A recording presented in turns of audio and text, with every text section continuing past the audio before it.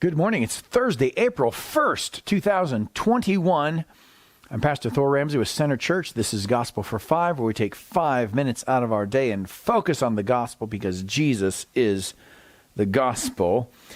Well, we've been talking about this uplifting subject of adultery.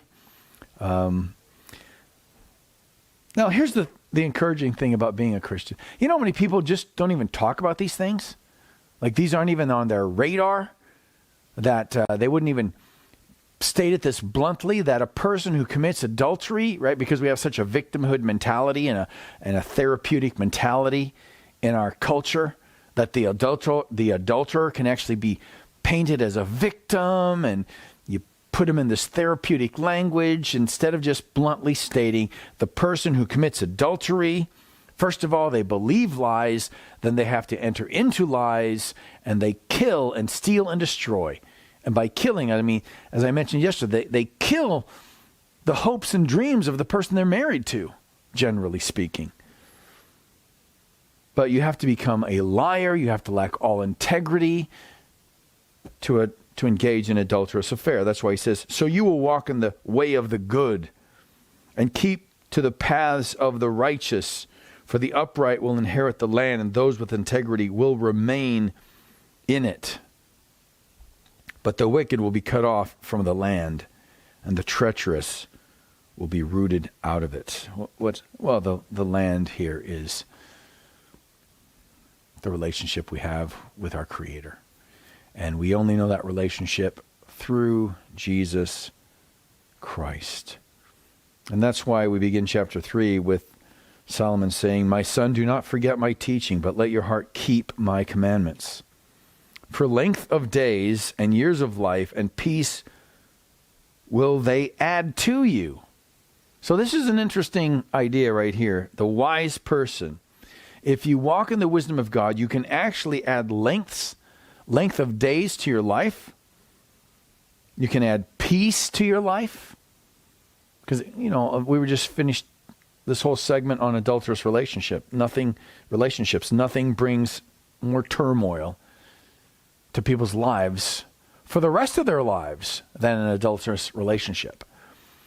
If you have a relative or you married into a family where someone cheated on the spouse, maybe your in-laws, boy, aren't those tense relationships when weddings come up, because you always have the other woman or the other man now who's invited to the weddings of the kids, or the kids don't want him invited, or it's just it always brings a turmoil to life for the rest of your life.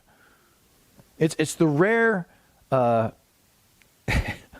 would say they're anomalies when those don't bring turmoil to relationships, or you just have to ignore and just don't talk. Let's not talk about it. We want to keep the peace. That's a false kind of peace.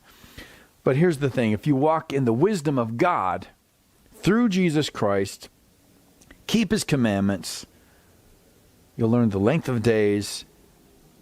You'll have length of days and years of life and peace. You'll have an increased peace. You'll have an increased lifespan even, it says.